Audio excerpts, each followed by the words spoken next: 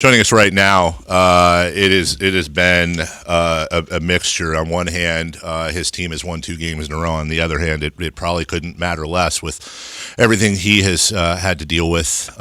We've had a tough go of it, just talking about it. But our next guest is somebody who the Kobe Bryant tragedy affected very uniquely. And checking in right now, coach of your Sacramento Kings, Luke Walton. Luke, it's Dave, it's Jason, it's Jay. Thanks for calling in, Coach. How are you? I'm not great. I'm not gonna lie. It's been a really challenging time. And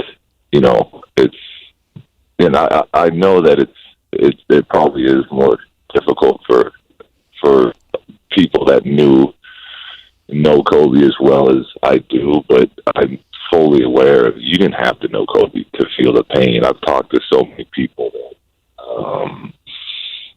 that just kind of grew up watching him and have felt the impact that he's had on, the culture, the life that we all live, that are just devastated, that didn't know him. So, I appreciate Dave, the support and checking on me, but I also hope that you guys are all doing all right too, because this is a really painful time.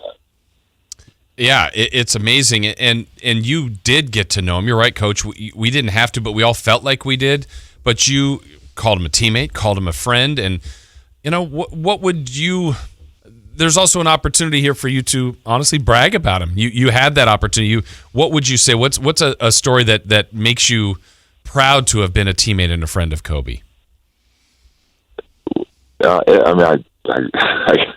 I have 1,000 of them, right. Really. And it's been, I've been talking to old teammates on the phone, and we've cried together, we've laughed together, and,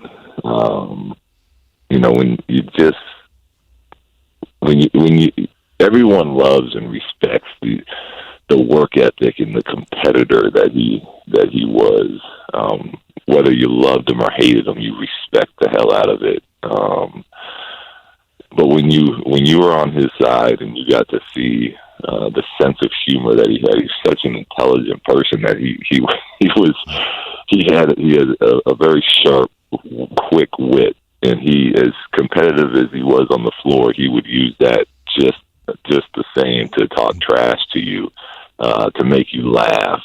But he also had a huge heart. He was always, when someone on the team was going through something, and sometimes it was me, sometimes whoever it was, he was up front, in your face, making sure you were okay and making sure you were doing what needed to be done to be okay in your life as well as on the court. So, those are the things that, as former teammate and friend, that you really kind of makes it that much harder when you really do know the type of person that he was, and the life that he was starting to live for himself. Just devastating that his youngest daughters aren't going to get to know him, and what Vanessa and the family is going through. It's hard to even think about or imagine right now. Coach Luke Walton with us. Coach, you and I have gotten pretty close this year in a short time, and I've gotten to know you and what type of a person you are and what type of family man you are. You were my first thought when I heard the news, and I know there haven't been a lot of smiles for you probably over the last few days, but I'm wondering, and I'm trying to back my way into this here, I'm wondering if anything has put a smile on your face because you knew him so well. But as you said, there's all these auxiliary people like me, like Jason, that grew up hating him, sports hate, hating, just a dagger that he'd come in and break our hearts, and we've all cried over it. Has there been anything that's warmed your heart, maybe like seeing the world rally around this individual and really tell everyone what you've known all along, just how unbelievably special of a human being this was? Yeah, it has, and I didn't think that it would.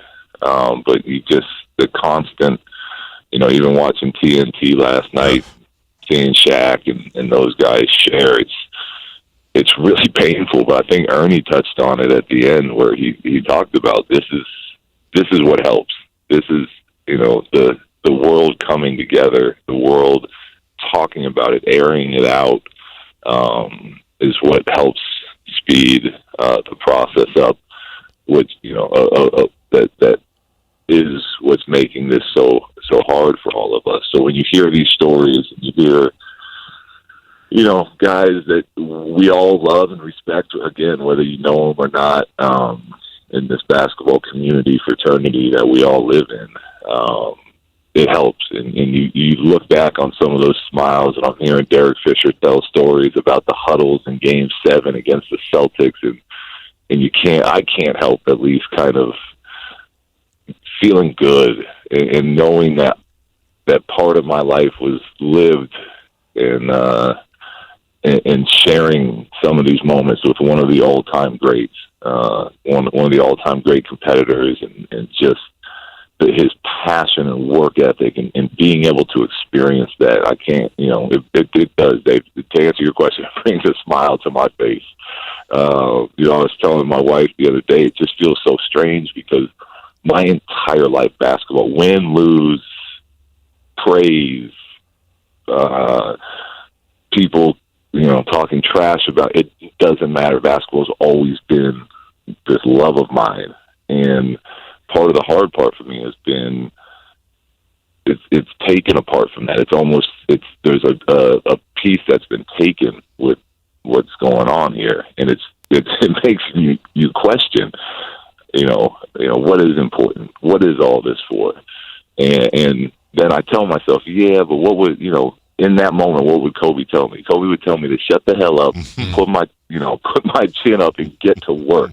If this is what you want, get to work. And that's how simple it was for him. When he knew what he wanted, he went all in for it.